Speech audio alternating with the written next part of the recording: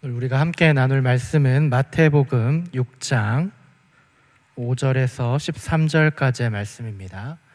마태복음 6장 5절에서 13절까지의 말씀입니다. 우리 한 절씩 돌아가면서 읽어보도록 하겠습니다. 제가 먼저 읽도록 하겠습니다. 또 너희는 기도할 때 외식하는 자와 같이 하지 말라. 그들은 사람에게 보이려고 회당과 큰 거리 여기에 서서 기도하기를 좋아하느니라. 내가 진실로 너희에게 이르노니 그들은 자기 상을 이미 받았느니라.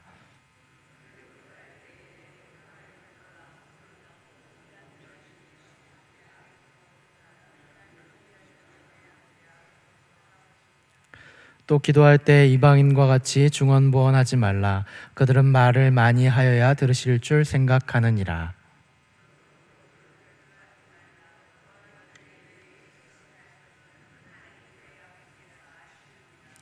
그러므로 너희는 이렇게 기도하라. 하늘에 계신 우리 아버지여, 이름이 거룩히 여김을 받으시오며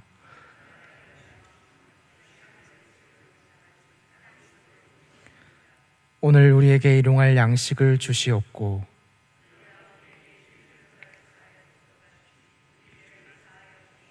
함께 읽겠습니다. 우리를 시험에 들게 하지 마시옵고 다만 악에서 구하시옵소서. 나라와 권세와 영광이 아버지께 영원히 있사옵나이다. 아멘. 할렐루야. 네, 오늘도 함께 예배드리는 우리 모든 성도님들에게 하나님의 사랑과 축복이 함께 하시기를 바랍니다.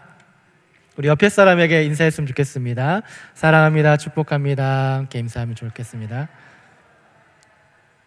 네, 날씨가 비가 지나고 나니까 너무 또 더워졌죠? 네, 건강관리 잘 하시길 바랍니다. 자, 오늘은 계속해서 이제 하이델베르그 계속 하고 있는데요. 이제 하이델베르그가 거의 이제 끝을 향해서 가고 있습니다.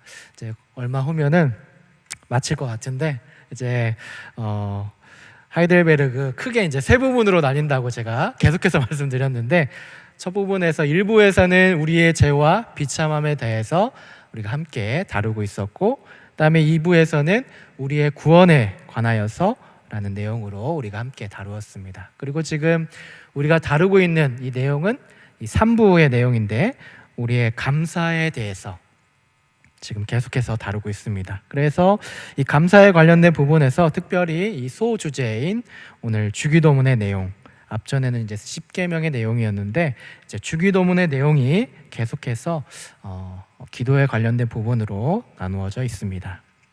그래서 우리가 오늘 다루고 있는 이 다룰 기도는 예수님께서 가르쳐 주신 그 기도의 우리 내용인데, 이것을 우리가 잘 아는 대로 주기도문, 주님이 가르쳐 주신 기도라고 이렇게 말을 하고 있는 것이죠. 그리고 우리는 이것을 잘 아는 대로 이것이 바로 기도의 모범이다라고 이렇게 말을 잘 하곤 합니다. 그래서 우리는 이 주기도문을 보통 언제 합니까? 보통 이제 우리가 예배 중에 공동의 기도를 드리게 될 때 이제 모범으로 이렇게 사용하는 그 기도의 내용이 주기도문이다라고 이렇게 말을 할 수가 있는 것이죠. 자, 그러면 왜 예수님은 이 주기도문, 주님이 가르쳐 주신 기도를 왜 우리에게 이렇게 가르쳐 주셨을까요? 우리는 주님이 가르쳐 주신 이 기도를 알게 되면 하나님께서 우리에게 어떻게 기도하기를 원하시는지, 또 우리가 어떻게 살아가기를 원하시는지 그것을 깨닫게 된다는 것이죠. 누가복음 11장을 보게 되면 예수님께서 주기도문을 이렇게 가르쳐 주신 그 배경이 우리에게 나오게 되는데요. 예수님께서 이제 공생의 사역을 하고 계시면서 이제 한 곳에서 기도하기를 마치실 때에 제자 중 하나가 와서 예수님께 이렇게 질문을 하게 되는 것이죠. 요한이 자기 제자들에게 기도를 가르쳐 주고 있는데 우리들에게도 이 기도의 모범을 좀 가르쳐 주십시오 라고 이렇게 예수님께 요청을 드리는 제자의 모습이 나오게 됩니다. 자, 그런데 이렇게 요청을 하고 있는 제자들이 기도에 대해서 당시 아무것도 모르는 사람들이었을까요? 아니었겠죠. 그들은 기도에 대해서 어느 정도는 다 알고 있는, 또 구약의 여러 가지 배경들에 대해서 알고 있는 사람들이었을 것입니다. 그런데 이들이 이렇게 오늘 기도에 대해서 예수님께 주님이 가르쳐 주시는 기도를 가르쳐 달라고 요청한 이유가 무엇이었을까요? 예수님의 이러한 가르침에는 다른 사람들보다는 아주 다른 그런 특별함이 있었기 때문이었던 것이죠. 예수님의 제자들은 예수님과 함께 이 사역을 함에 있어서 가까이에서 보면서 예수님께서 말씀하시는 이 회개에 합당한 이러한 선포와 또 하나님 나라의 복음 전파를 그들이 직접적으로 경험을 하게 되면서 과연 그들이 삶에서 어떤 자세로 우리가 이렇게 살아가야 될 것인가, 또 어떤 자세로 우리가 기도를 과연 해야 될 것인가를 그들이 고민했을 것이라는 것이죠. 이것은 우리가 예수님을 믿는 사람이라면 자연스럽게 우리가 고민할 수 있는 부분인 것입니다. 예수님의 말씀과 뜻 안에서 살아가려고 하는 사람들은 그분의 뜻이 무엇인지를 우리가 고민하고 또 간구하기를 우리가 원한다는 것이죠. 그래서 제자들은 그들이 하나님 나라에 이렇게 함께하는 자들로서, 들어가는 자들로서 어떻게 기도를 드려야 할까 이렇게 고민을 하면서 오늘 예수님께 기도의 모범을 가르쳐 달라고 이야기를 했던 것이죠. 그래서 제자들이 예수님께 기도에 대해서 가르쳐 달라고 요청을 하니까 예수님께서 오늘 너희는 이렇게 기도해라 라고 하면서 이렇게 오늘 마태복음의 내용을 통하여서 이렇게 이야기를 해주고 있는 것이죠. 그래서 예수님은 기도의 몸을 가르쳐 주면서 먼저는 앞전에 이렇게 바리새인들이나 이방인들 여러 사람들이 기도하는 기도의 모습들을 예로 들면서 너희는 그런 모습으로 기도하지 말고 이렇게 기도를 해야 된다라고 기도의 모습과 또 기도의 내용들을 우리에게 가르쳐 주셨다는 것이죠. 그래서 저번 시간에는 주기도문의 첫 머리 부분의 내용인 하늘에 계신 우리 아버지여 라는 부분에 대해서 우리가 함께 배웠습니다. 그래서 기도의 대상이 누구신가에 대해서 우리가 함께 배웠다는 것이죠. 하나님은 우리의 아버지가 되시는 이 친밀한 하나님으로서 우리가 그렇게 간구할 수 있도록 아버지가 되어 주신다는 것이죠. 그래서 그렇게 부를 수가 있게 되어서 하나님과 우리 사이에 죄악으로 멀어졌던 그러한 단절된 것들이 이제는 사라지고 친밀한 관계로 이어지게 될 수 있는 그러한 모습으로 이렇게 보여주시는 것이죠. 그래서 그분은 하늘에 계신 우리의 아버지이신데 오늘은 우리가 하늘에 계신 아버지께 실제로 어떤 간구를 드려야 되는가에 대해서 우리가 오늘 함께 나누어 보도록 하겠습니다.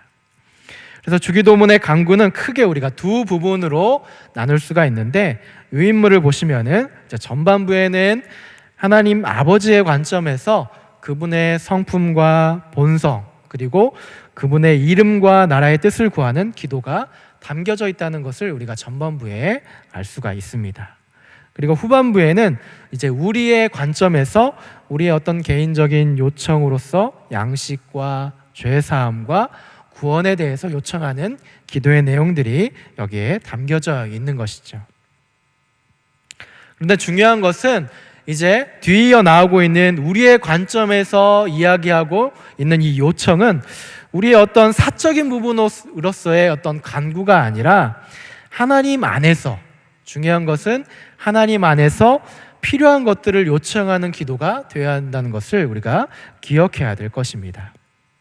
그래서 가장 먼저 우리가 기도를 할 때, 이 주기도문 내용으로 볼 때 기도를 할 때 가장 먼저 구해야 될 것은 먼저는 우리의 관점이 아니라 삶의 어떤 필요의 요청이 먼저가 아니라 하나님의 관점에서 그분의 거룩하신 이름과 나라를 먼저 구해야 된다. 이것이 가장 먼저 되는 초점이고, 두 번째는 우리의 필요인데 그 필요가 우리의 필요가 아니라 정말 하나님 안에서 필요한 그 필요다라고 하는 것을 기억하면 좋겠습니다.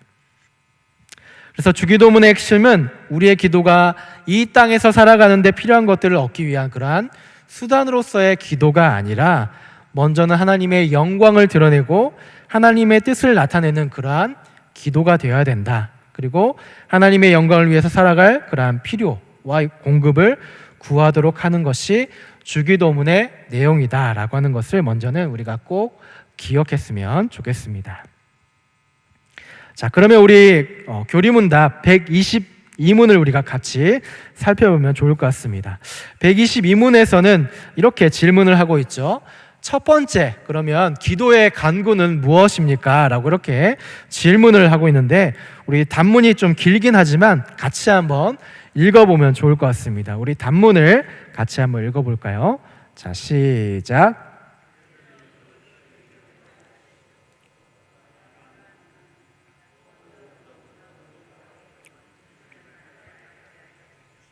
주께서 행하시는 모든 일에서 주님을 거룩히 여기고 경배하고 찬송하게 하옵소서.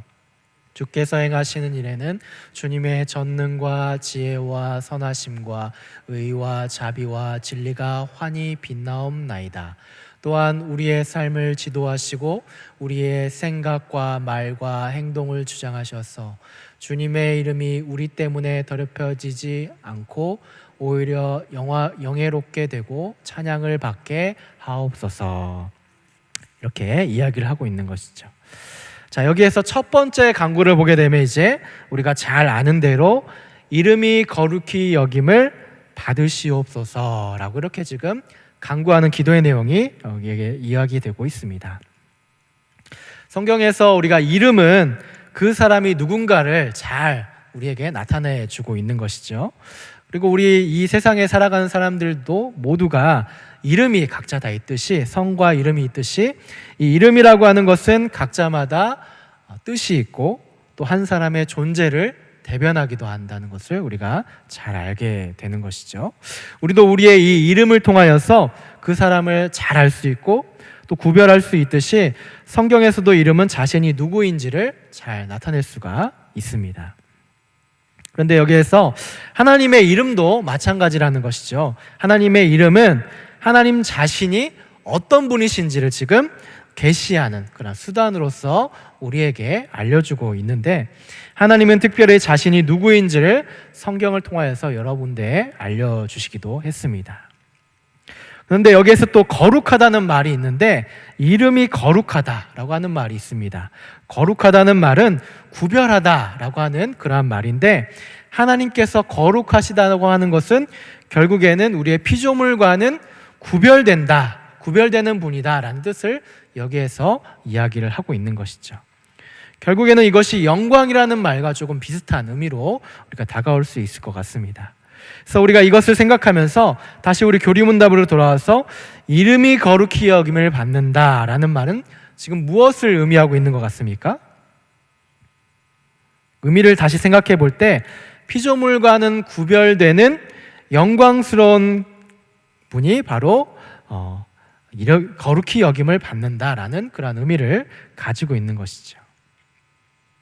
사실 하나님의 이름은 그 이름 자체로 참 거룩하심을 우리가 알 수가 있습니다.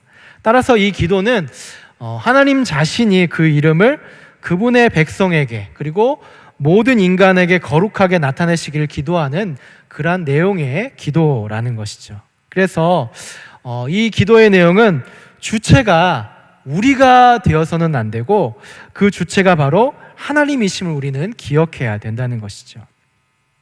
그래서 하나님이 주체가 되어 주셔서 그분의 이름이 온 나라와 또 온 민족과 또 모든 곳에서 드러날 수 있도록 우리가 그렇게 되어질 수 있도록 기도합니다라고 하는 그 기도문이 지금 이름이 거룩히 여김을 받으시옵소서라고 그렇게 기도를 하고 있는 것이죠.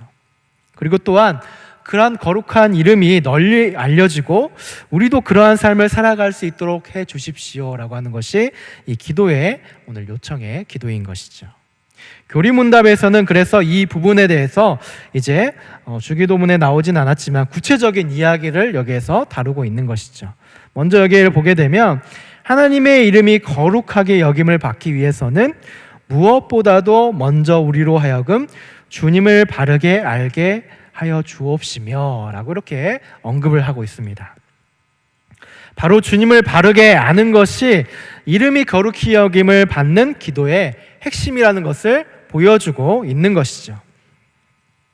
기도는 어떤 겁니까? 기도는 정말 하나님과의 거룩하고 친밀한 이러한 교제이기 때문에 주님의 뜻을 알 수 있도록 하는 이 간구하는 이 기도의 내용은 우리가 기도를 하면 할수록 하나님을 더 잘 알아가게 되고 하나님의 좀 더 깊은 교제 속으로 우리가 이렇게 들어갈 수 있도록 도와주는 것이 바로 기도라는 것이죠.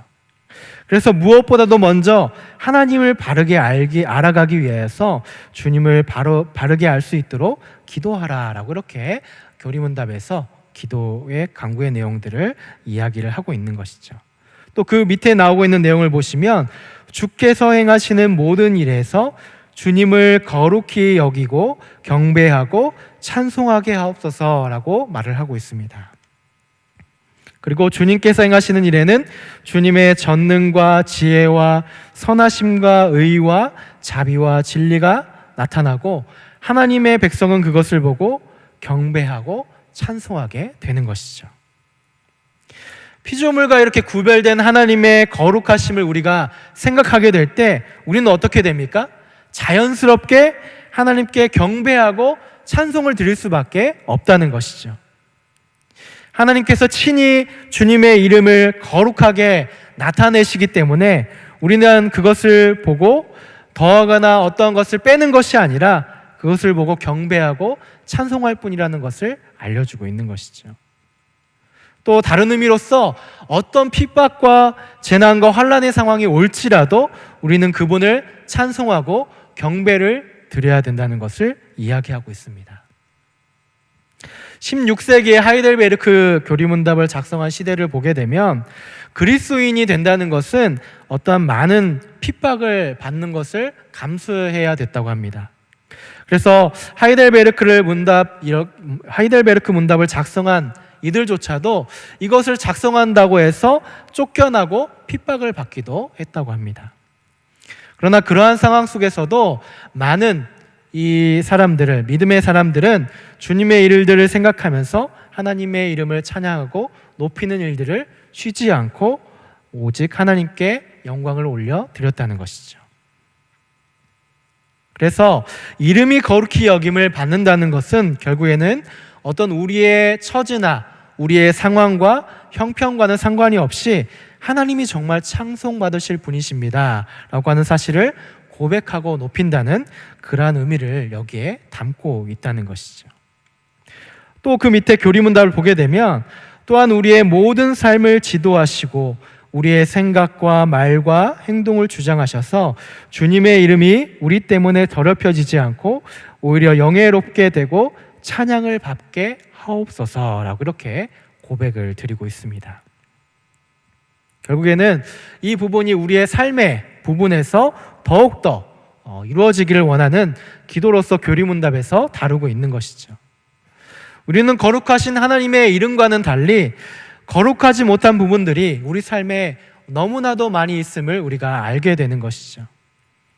우리가 하는 말이나 또 우리가 하는 생각이나 행동이 어떻습니까? 하나님과는 정반대로 거룩함을 드러내지 못하고 우리의 의를 자랑할 때가 많이 있다는 것이죠. 그렇기 때문에 우리는 우리의 많은 부족하고 잘못된 것들 때문에 주님의 거룩한 이름이 더럽혀지는 일이 없도록 우리의 모든 삶을 지도해 주시고 우리의 생각과 말과 행동을 주장해 달라고 지금 여기에서 고백을 하고 있는 것이죠. 그래서 오직 하나님의 거룩한 이름이 내 안에 존귀하게 여김을 받게 해달라고 지금 교리문답에서 고백을 하고 있습니다. 이러한 기도는 결국에는 철저한 우리의 기도의 모습이 아니라 하나님 중심으로 고백하는 그러한 내용으로 우리에게 보여주고 있는 것이죠. 하나님의 거룩하심을 위해 간구하고 그 다음에 우리도 그 안에 포함될 수 있도록 기도를 드리는 것이 바로 주기도문의 이름이 거룩히 여김을 받으시옵소서라고 하는 기도의 내용들일 것입니다. 그런데 우리는 성경을 통하여서 이러한 잘못된 예들도 잘 발견할 수가 있습니다. 이스라엘 백성들이 하나님의 이름을 높이고 하나님만 찬양을 드려야 하는데 성경을 보게 되면 어떻습니까? 오히려 하나님의 이름이 땅에 떨어지고 망령되게 여김을 받는 일들을 이스라엘 백성들이 줄곧 저지를 때가 참 많이 있었다는 것을 우리는 보게 되는 것이죠. 이스라엘 백성들이 자신의 의를 자랑하는 모습들을 우리가 종종 보게 되었고, 또 어떤 때에는 하나님을 섬기는 것이 아니라 이방의 신들을 섬기는 그런 모습도 보게 됐고, 또 자기 자신을 사랑하며 살아가는 그런 모습들도 이스라엘 백성들이 보였다는 것이죠. 그들이 그렇게 살아가게 될 때 어떠한 결과를 맞이하게 되었습니까? 결국에는 이방 사람들에게 하나님의 거룩한 이름이 더럽힘을 받게 되는 그러한 결말을 맺게 되었고, 결국 그들이 의지하였던 이방인과 또 이방 신들에 의해서 파멸하게 되는 결과를 맞이하게 되었다는 것이죠. 우리는 그러한 일들이 우리 삶에서 일어나지 않도록 하나님께 이렇게 기도해야 된다라고 하는 것을 오늘 교리문답에서 우리에게 모범으로 보여주고 있는 것이죠. 무엇보다도 우리는 우리의 인생의 목적이 우리의 뜻대로 살아가는 것이 아니라 하나님에게 맞추어져 있어야 한다는 것을 여기에서 가르쳐주고 있습니다. 기도도 바로 그 목적을 위해서 드려져야 한다는 것이죠. 그리스도를 통하여서 하나님의 거룩한 이름이 드러나는 것을 우리의 우선순위에 둬야 될 줄로 믿습니다. 그리고 주님의 거룩한 이름 안에 우리의 소원이 있어야 된다는 것이죠. 그래야 우리의 의와 또 우리의 자랑과 우리의 교만이 앞서지 못한다는 것이죠. 주님은 바로 우리에게 가르쳐 주셨습니다. 너희는 이렇게 기도하라 라고 하신 이유는 우리가 태생적으로 이 모든 것들이 되는 사람들이 아니기 때문에 예수님께서는 죄로 죽을 수밖에 없는 우리 존재들에게 여전히 완악한 모습들이기 때문에 너희는 이렇게 너희의 의와 완악함을 늘 발견하면서 온전히 주님이 가르쳐 주신 기도에 우리 자신을 굴복시켜서 기도하고 경배해 드릴 수 있도록 너희가 이렇게 기도해야 된다라고 그렇게 알려주고 있는 것이죠. 우리 이어서 123문도 볼까요? 123문. 주님께서 가르쳐 주신 두 번째 기도의 간구가 무엇인지에 대해서 교리문답에서 질문을 하고 있는데 우리 답을 같이 한번 읽어보면 좋을 것 같습니다. 함께 읽어보겠습니다. 시작.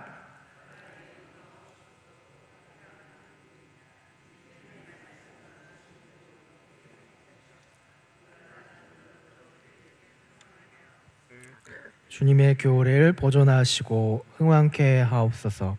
마귀의 일들과 주님께 대항하여 스스로를 높이는 모든 세력들, 그리고 주님의 거룩한 말씀에 반대하는 모든 악한 의논들을 멸하여 주옵소서. 주님의 나라가 온전히 이루어져 주께서 만유의 주가 되실 때까지 그리하옵소서. 아멘. 자, 두 번째 간구는 나라가 임하시옵소서라고 하는 기도의 내용입니다. 하나님의 나라가 임한다는 것은 무엇일까요? 하나님의 나라는 하늘에 있는데 왜 하나님의 나라가 우리가 있는 이 땅까지 임해야 되는 걸까요? 이 땅의 모습을 보게 되면은 하나님의 나라처럼 공의와 평화가 제대로 이루어지는 것을 우리가 보지 못할 때가 많이 있다는 것이죠. 거짓과 유혹이 많은 곳이 바로 이 세상이라는 것을 우리가 깨닫게 됩니다. 그나마 다행인 것은 우리 마음에 하나님의 나라가 임하고 있다는 것이죠. 그래서 우리는 기도를 할 때 우리 마음뿐만 아니라 이 땅 모든 곳에도 하나님의 나라가 임하셔서 공의와 평화가 이루어지도록 기도를 해야 된다는 것을 알려주고 있습니다. 그리고 곧 그런 나라가 주님이 오시면 이루어지게 될 것이라는 것이죠. 자, 그 나라가 임하게 되면 어떤 일들이 일어나게 될까요?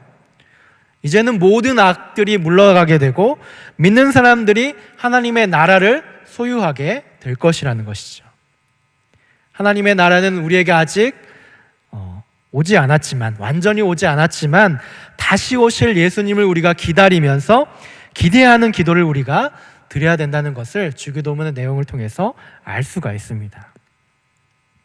자, 그런데 성경의 말씀을 보게 되면 성경 속에서 당시에 유대인들이 기도했던 기도의 내용 중에서 하나님의 나라가 임한다는 것을 유대인들은 어떻게 받아들였습니까?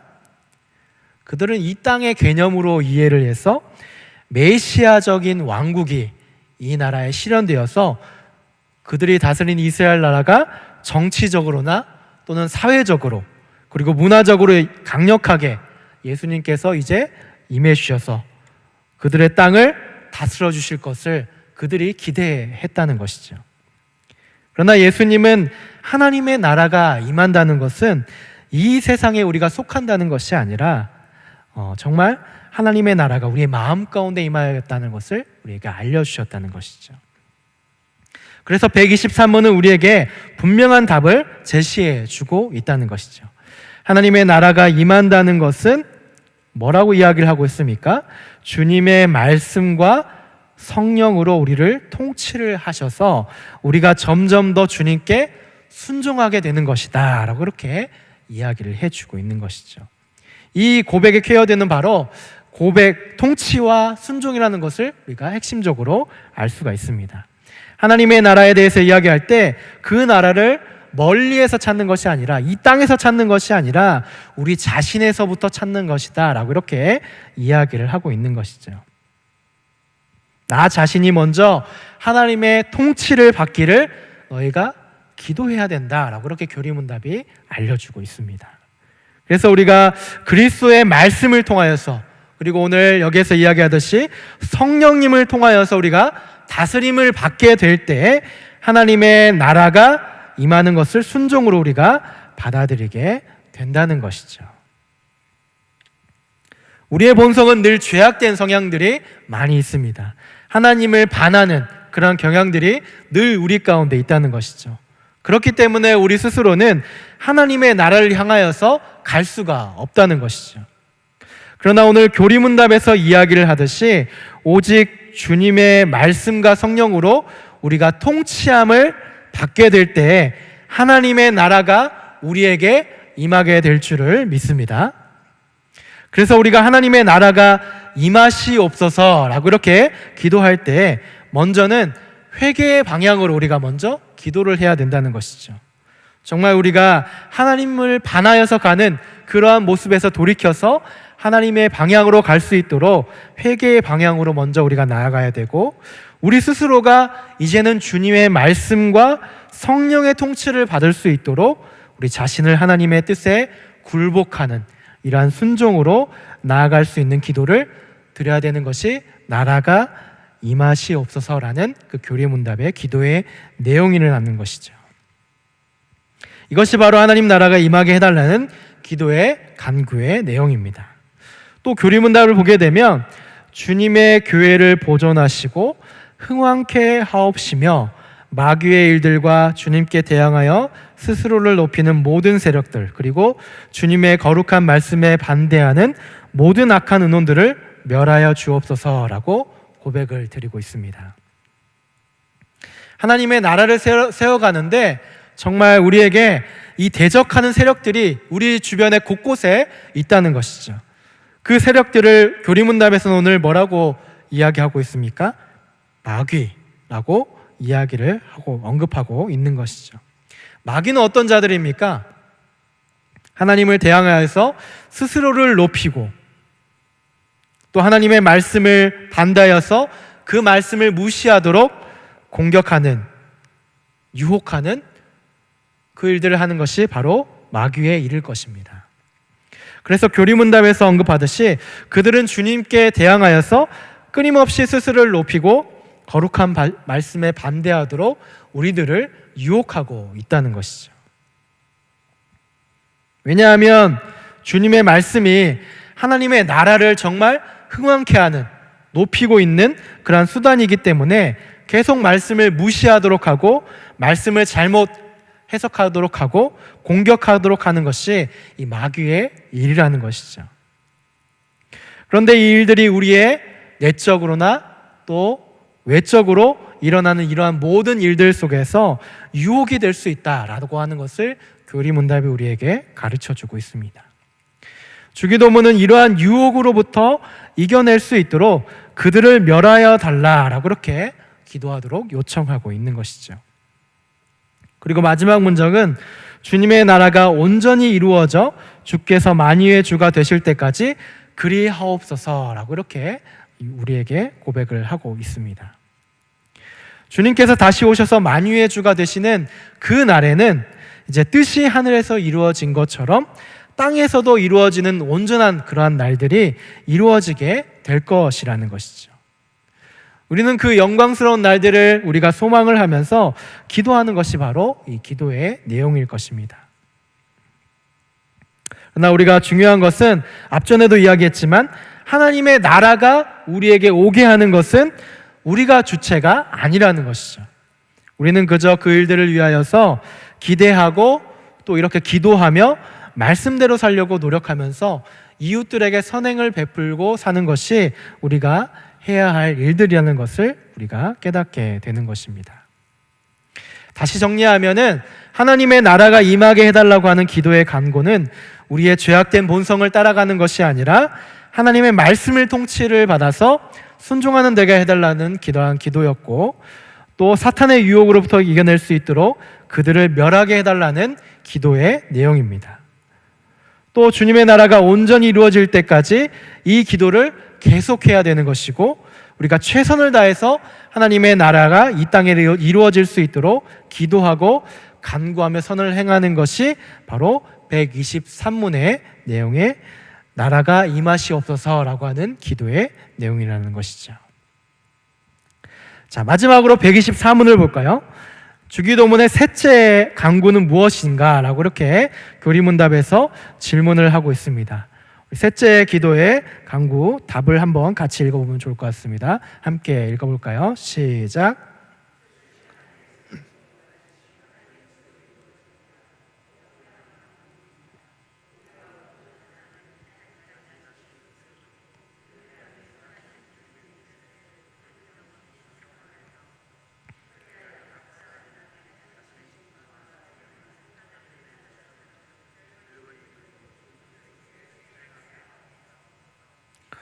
네, 세 번째 우리가 간구는 뜻이 하늘에서 이루어진 것 같이 땅에서도 이루어지다라고 하는 기도의 간구의 내용입니다. 자, 여기에서 말하고 있는 뜻은 뭘까요? 뜻이 이루어진다.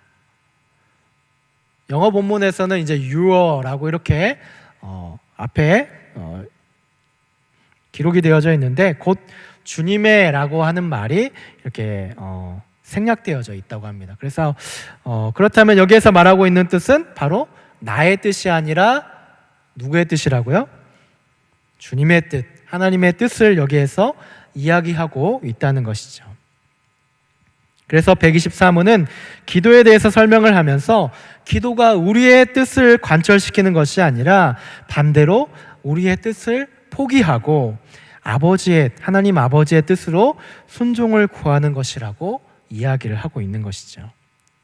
이것은 곧 하나님 나라의 백성이 된다는 것은 하나님의 통치 아래 살겠다는 뜻을 말하고 있는다는 것을 이야기하고 있습니다.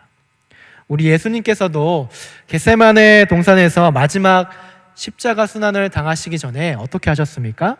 하나님께 기도를 드릴 때 나의 원대로 마옵시고 아버지의 원대로 하옵소서라고 그렇게 기도하시는 장면을 우리가 보게 됩니다.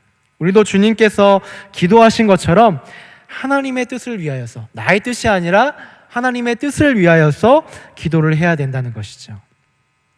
그 뜻은 무엇이겠습니까? 모든 사람들이 구원을 받는 것, 또 하나님으로 인하여서 기쁨을 얻는 것, 또 쉬지 말고 기도하는 것, 이러한 모든 것들이 하나님께서 바라시는 뜻이 우리 삶에서 이루어질 수 있도록 우리가 기도하고 간구하는 내용이라는 것이죠. 그런데 우리는 우리의 뜻을 먼저 구할 때가 참 많이 있다는 것이죠. 그러나 우리 교리문답에서 이야기하듯이 하나님의 뜻이 하늘에서 이루어지고 있는 것을 우리가 먼저 고백을 하고 그 뜻이 땅에서도 이루어지기를 구해야 된다라고 하는 주님이 한다고 하는 것을 주님이 우리에게 가르쳐주고 있다는 것이죠. 그래서 우리가 이것을 깨닫게 되었을 때 우리 믿음의 성도들이 이 삶을 살아가는 삶의 목표를 어떻게 가져야 되겠습니까? 우리는 이 땅에서 잘 먹고 잘 사는 것이 우리의 목표가 아니라 먼저는 우리의 목표는, 우리 삶의 목표는 이 세상 사람들처럼 이 땅이 아니라 하늘의 소망을 두면서 살아가는 것이 우리의 삶의 목표라는 것을 기억해야 된다는 것이죠. 이것에 대해서 교리문답은 상세하게 그 뜻을 다루고 있는데, 우리와 모든 사람들이 자기 자신의 뜻을 버리고 유일하게 선하신 주님의 뜻에 불평 없이 순종하게 하옵소서라고 이렇게 기도를 하고 있는 것이죠. 그러므로 하나님의 뜻이 우리와 별개로 이루어지는 것이 아니라 우리의 삶 속에서 같이 하나님의 뜻과 부합이 될 때, 함께하게 될 때 그 모든 것들이 이루어지게 된다. 그리고 무엇보다도 이 선하신 주님의 뜻에 불평 없이 우리가 순종하며 살아가야 된다라고 하는 것을 우리가 기억해야 된다는 것이죠. 또 교리문답은 우리에게 각 사람이 자신의 직분과 소명을 하늘의 천사들처럼 그리고 즐거이 그리고 충성스럽게 수행하게 해달라라고 이렇게 간구하고 있습니다. 여기서 우리는 즐겁게 그리고 충성스럽게 이 모든 것들을 해야 된다는 것을 우리가 기억해야 될 것입니다. 즐거운 마음으로 순종한다는 말이 어떻게 보면 우리 삶에서 얼마나 어려운 일인가 생각해 보게 됩니다. 왜 그렇습니까? 우리는 여전히 죄악된 본성으로 삶을 살아가는 사람들이기 때문에 즐거운 마음으로 순종을 한다 하는 마음을 여러분들이 깊이 생각해 보시면 자꾸만 우리가 삶을 살아갈 때 하나님의 뜻에 순종을 해야 되는데 이런저런 이유로 우리가 때로는 주님의 일을 미루기도 하고 또 피하려고도 할 때가 참 많이 있다는 것이죠. 오히려 우리 자신의 일에는 참 즐겁게 할 때가 참 많이 있는데 주님의 일을 생각할 때는 어떻습니까? 즐겁게 해야 되는데 마지못해 할 때가 참 많이 있다는 것이죠. 그리고 또 우리 교회에서 보게 되면 많은 부분에서 자원하는 마음이 사라져가는 그러한 현실이 우리 교회 속에서도 이루어져 가고 있다는 것이죠. 그러나 오늘 교리문답에서는 이것이 믿는 사람들의 모습이 아니라는 것을 다시 한번 우리에게 언급해 주고 있는 것이죠. 교리문답에서 고백하는 것처럼 하나님께서는 우리에게 직분과 소명을 주셨다는 것이죠. 우리는 각각 자기의 본문대로 행하면서 살아갈 책임과 의무가 우리에게 있다는 것입니다. 이 말은 곧 우리가 부르심을 받은 그 일들을 수행하며 살아가는 것을 의미하는데, 그것은 교회에서만 그렇게 하는 것이 아니라 정말 우리에게 있는 사업장에서, 또 직장에서, 가정에서, 또 이웃들과의 관계에서 이 모든 일들이 즐겁게 그리고 충성되게 이루어져야 한다는 것을 우리가 이렇게 기도해야 된다고 이야기를 하고 있는 것이죠. 그래서 주님의 뜻이 우리에게 이룬 것 같이 땅에서도 이루어지다라고 하는 것은 결국에는 우리의 뜻이 아니라 하나님의 뜻을 받아들이고 이제는 우리의 직분과 소명으로 정말 그 모든 것들을 즐겁게 그리고 충성스럽게 살아간다는 것을 우리에게 가르쳐 주고 있습니다. 우리가 이것을 기억하며 살아갈 때 우리는 우리의 의를 높이는 삶이 아니라 하나님의 뜻을 높이는 삶으로 즐겁게 그리고 충성되게 살아가게 될 줄로 믿습니다. 사랑하는 우리 성도 여러분, 우리는 오늘 하이델베르크의 내용을 통하여서 주기도문의 이러한 내용들을 우리가 함께 살펴보았습니다. 이 모든 것들은 하나님의 일들이 우리의 삶에서 함께 연합해서 부합해서 드러나는 것이고 그렇게 되기를 소망하는 것입니다. 하나님과 우리가 분리돼서 이렇게 따로 떨어져 있는 것이 아니라 하나님과 함께 연합해서 이 모든 일들을 이루어가는 것이 바로 주기도문의 기도의 내용이라는 것이죠. 우리는 우리의 삶에서 이러한 일들을 위해서 늘 기도를 해야 될 줄로 믿습니다. 그리고 무엇보다도 이 모든 것들을 우리 삶에서 경험해야 된다는 것이죠. 그리고 가장 중요한 것은 그렇게 살아갈 수 있는 지혜와 여건과 환경을 허락해 주시라고 우리는 하나님 앞에 주기도문의 내용의 강구처럼 또 교리 문답의 세부적인 내용들처럼 그렇게 살아갈 수 있는 여러분들의 기도의 자세 또 삶의 자세가 되었으면 좋겠습니다. 이번 한 주도 그렇게 살아갈 수 있는 여러분들이 되시기를 주님의 이름으로 축복하고 기도합니다.